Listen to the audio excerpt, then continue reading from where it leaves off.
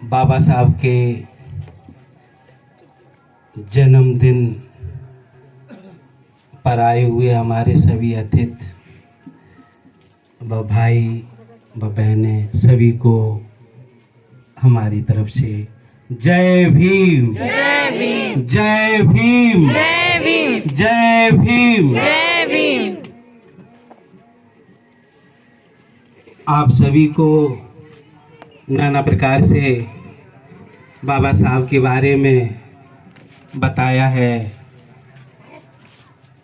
मुझे कुछ अधिक जानकारी नहीं है, फिर भी जो जिम्मेदारी सौंपी है हम निभाएंगे, कुछ कहेंगे। हम सब जो बताया जा रहा है उसे धारण करें, उसे समझें। आज हम सब देखें काफ़ी धूप है और धूप में इतनी गर्मी में आप सब बाबा साहब के बारे में सुन समझ रहे हैं, जान रहे हैं। प्यास भी लगती होगी। देखें बाबा साहब के समय में हम सबको पानी छूने तक का अधिकार नहीं था। किसी तालाब से पानी नहीं पी सकते थे, किसी नल को नहीं छू सकते थे। क्या हम सब याद करते हैं कि ये सब अधिकार हमें किसने दिलाए? हम उनके क्या कर्जदार नहीं हैं? उनके प्रति कृतार्थ होना क्या हमारा धर्म नहीं है? हम सब विचार करें। महड़ तालाब में जब पहली बार बाबा साहब ने पानी पिया था अपने दल के साथ, काफ़ी लोगों के साथ, तब जाके स्वर्ण समाज के लोगों ने सबको मारा पीटा, घायल किया। कितनी दिक्कतें उनके सामने आई। उसके बाद भी सन 27 से 36 में जाके पानी का अधिकार दिला पाए। 10 साल करीब बॉम्बे कोर्ट में उन्होंने मुकदमा हम सब लोगों के लिए लड़ा। क्या ये छोटी बात थी? आज बाबा साहब की बात आती है तो बाबा साहब को हम सुनने के लिए या बाबा साहब के बारे में कुछ योगदान करने के लिए थोड़ा थोड़ा सोचते हैं। हम थोड़े आगे बढ़ के अपने कर्तव्य का पालन नहीं करते हैं। जिस तालाब में स्वर्ण समाज के लोगों के पशु पानी पी सकते थे, कुत्ता पानी पी सकता था, बिल्ली पानी पी सकती थी, वो पेशाब कर सकते थे, गोबर कर सकते थे और सभी समाज के लोग पी सकते थे, छोड़ दलित जिन्हें अछूत कहा गया वो उस पानी को छू भी नहीं सकते थे। मुसलमान पानी पी सकते हैं, ईसाई पानी पी सकते हैं, सभी पी सकते हैं। अछूत उस पानी को छू भी नहीं सकते हैं। यदि छू लिया तो उन पर कड़ी सजा सुनाई जाती थी, उन्हें दंडित किया जाता था। बाबा साहब इस पानी के लिए समाज के सामने, स्वर्ण समाज के सामने 3-3 बार अपने घुटने टेके और वो पानी हम सबको दिला के गए। क्या हम सब विचार करेंगे? क्या बाबा साहब ने अपना परिश्रम से, अपनी शिक्षा से, अपने योगदान से, अपनी कठिनाइयों से वो पानी का अधिकार लेके हम लोगों के नाम उसकी वसीयत की है? क्या इसके हम सब कर्जदार नहीं हैं? हम सब बाबा साहब के ऋणी हैं और हमारा धर्म बनता है कुछ ऋण को उतारना हमारा सबका फर्ज है।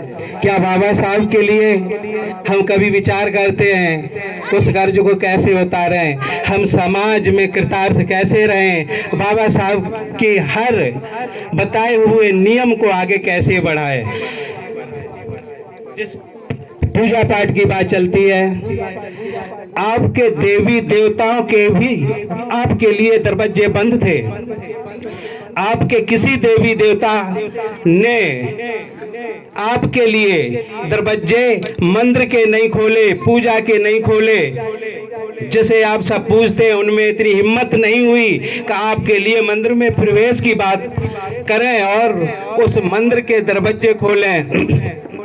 आज जो पूजा पाठ में आपका मन लगा है उसे आप अपना इष्ट मानते हैं, जिसे भी मानते हैं उनके आपके लिए दरवाजे भी बाबा साहब ने खोले। जिसने आपके लिए स्वयं जिसे सब कुछ मानते हो उसने आपके लिए दरवाजे नहीं खोले, और वो अधिकार हमें बाबा साहब ने दिलाया है। क्या हम किसे माने? आज हम शिक्षा की जरूरत पड़ती है, शिक्षक बनना चाहते हैं तो कहाँ जाते हैं? स्कूल जाते हैं। क्यों? कि शिक्षा कहाँ मिलती है? स्कूल में मिलती है। और शिक्षा का अधिकार किसने दिलाया? बाबा साहब ने दिलाया। लेकिन बाबा साहब को नहीं मानते हैं, मानते देवी देवताओं के हैं, लेकिन कभी मंदिर में पढ़ने नहीं जाते हैं। पढ़ने कहाँ जाते हैं? स्कूल में पढ़ने जाते हैं। वो अधिकार किसने दिलाए? हमारे बाबा साहब ने दिलाए। और आज हम बीमार पड़ जाए, पूजा देवी की करते हैं, देवताओं की करते हैं, बीमार पड़ जाए तो इलाज को कहाँ जाते हैं? अस्पताल में जाते हैं। ये सब अधिकार किसने दिलाए? बाबा साहब ने दिलाए। ये बाबा साहब को हम मानने के लिए तैयार नहीं है। महापुरुषों, आज हम मेरी बहनें जो साड़ी पहने, आज जैसी चाहे वैसी साड़ी पहन सकती हैं, ये अधिकार किसका है?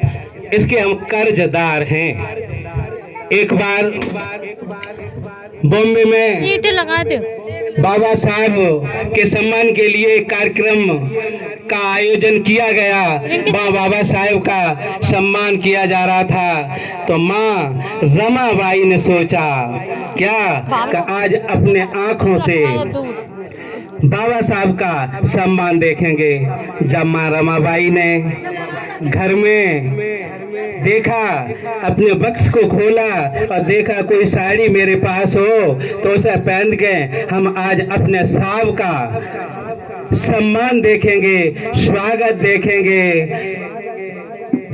आप सब समझें, माँ रमाबाई के पास कोई ऐसी एक साड़ी नहीं निकली जो साबित निकली हो। जो साड़ी एक थी भी, उस साड़ी में जगह जगह सब छेद थे। पहनने योग्य उनके पास एक साड़ी नहीं थी। हम विचार करें, हमारी बहनें विचार करें, ऐसी माँ, उन्होंने एक बार बाबा साहब को पगड़ी मिली थी। उस समय उस पगड़ी को अपने शरीर में लपेट के उस प्रोग्राम में पहुंची और उस प्रोग्राम में सबसे पीछे पेड़ों की आड़ में जाके खड़ी हो गई। बाबा साहब के सम्मान को देखने के लिए बाबा साहब ने उन्हें देख लिया, पहचान लिया कि रमा आई है। उसके बाद बाबा साहब अपना प्रोग्राम जब खत्म हुआ, उसके बाद घर पहुंचे, कहा रमा तुम मुझे देखने वहां पहुंची थी और ऐसे छिपके क्यों खड़ी थी? माँ कहने लगी कि कहीं आपका अपमान न हो जाए, इसलिए मैं पीछे खड़ी हो गई। बाबा साहब को बहुत दुख हुआ और कहा रमा भाई, रमा मैं बहुत एक दुष्ट व्रत का या खराब व्यक्ति हूँ जो आपको एक सुंदर साड़ी नहीं पहना सके। माँ ने कहा आप इसकी चिंता न करें, ऐसे शब्द न कहें, हम कभी सुंदर साड़ी पहने या न पहने, हम कभी सुंदर साड़ी पहने या न पहने, आपसे मैं कुछ मांगता हूँ, क्या आप देंगे? तो बाबा साहब ने कहा मांग लो, तुमने वैसे मांगा भी क्या, जो मांगना चाहो वो मांग लो। तो माँ ने मांगा, हम सुंदर साड़ी पहने या न पहने, कि आज के बाद कर सको तो इतना कर देना, पूरे देश की बहनें एक सुंदर साड़ी मनचाही पहन सके।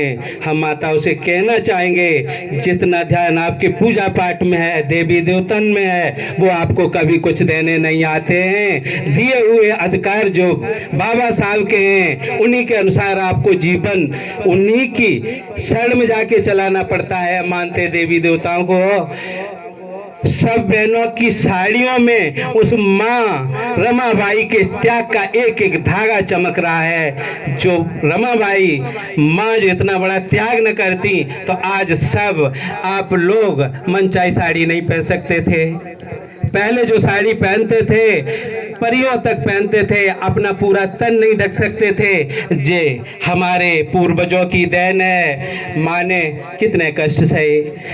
जब बाबा साहब पढ़ने चले गए विदेश, 3 बच्चे थे, 3 बच्चों का पालन पोषण माँ करती थी। बाबा साहब ने कहा, देखो रमा, हम विदेश पढ़ने जाते हैं, आप 3 बच्चों का पालन पोषण कैसे करेंगी? तो माँ ने कहा, हम जैसे भी कर सकते हैं, मजदूरी करेंगे, बहुत मेहनत करेंगे। गोबर बीनती थी, कंडा पाथती थी, बेच के अपना खर्चा चलाती थी, मजदूरी करती थी। और बाबा साहब को हम लोगों के लिए विदेश पढ़ने भेजा। कहा, आप साहब आप जाओ, विदेश जाओ, और हमारे समाज में जो बंधन है, जो हमारे समाज के पैरों में पड़ी हुई बेड़ियां हैं, आप जाके उनके काटने का काम करो। तो माँ ने अपने बच्चे बड़े दुख के साथ काटे। 2 बच्चे बाबा साहब के जाने के बाद बीमार पड़े। रमेश नाम था और एक और थे गंगाधर। बीमार पड़े तो माँ जाके किसी वैद्य के पास गई और वैद्य से कहा, हमारे बच्चों का इलाज कर दो। वैद्य ने कहा, क्या आपके पास पैसे हैं? माँ ने कहा, हमारे पति विदेश गए, आ जाएंगे तब हम आपका एक एक पाई का हिसाब कर देंगे। आप एक बार मेरे बच्चों को बचा लो, इलाज कर दो। किसी ने इलाज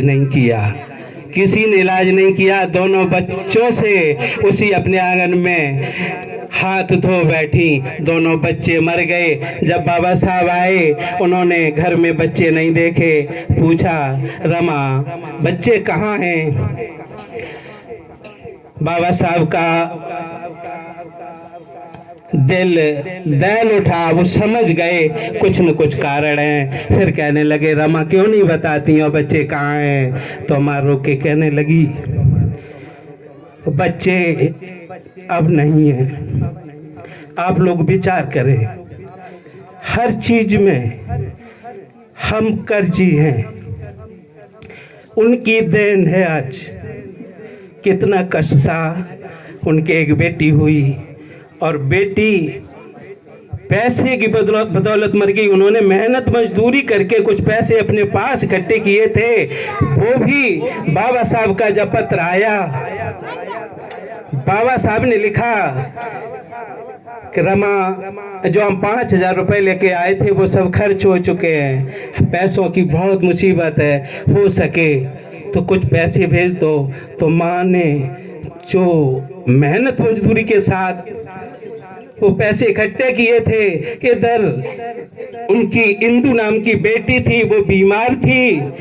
अब माँ अब सोच में पड़ गई, वो विचार करने लगी,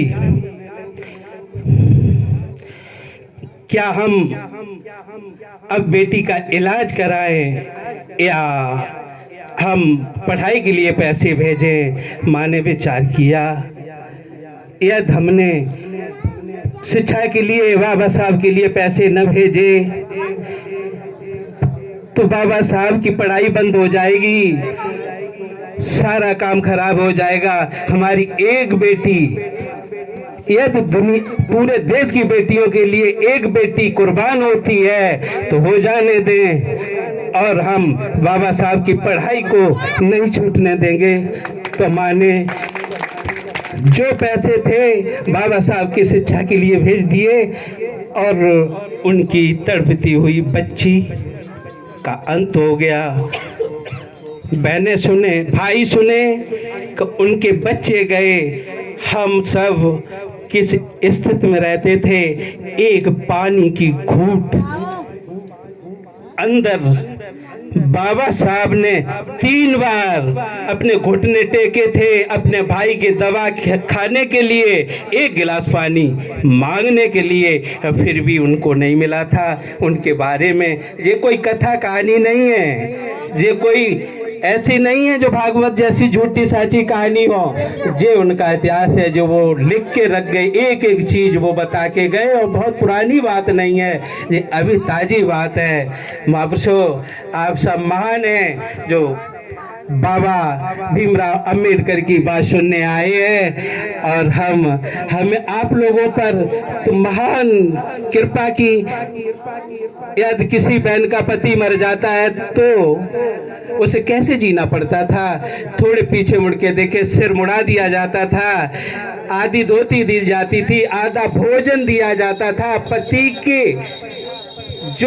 की संपत्ति होती थी उसमें कोई अधिकार नहीं होता था। हमारी माताओं को बाबा साहब ने हिंदू कोर्ट बिल में अधिकार दिलाया।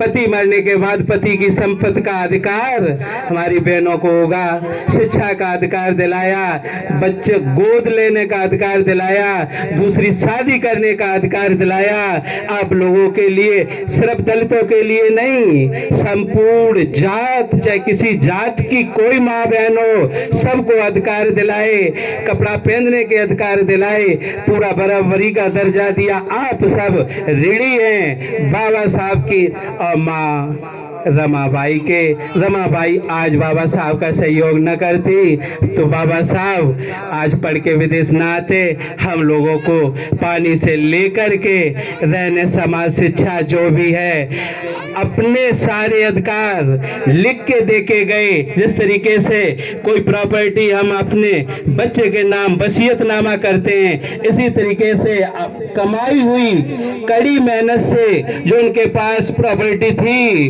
वो हम अपने बच्चे के नाम न करके हम सब के नाम करके गए। हम सबको संविधान लिख के गए, हम सबको संविधान दे के गए। मुझे ज्यादा नहीं आता है, इतना ज्यादा नहीं कुछ कह सकते, समय का भी अभाव है।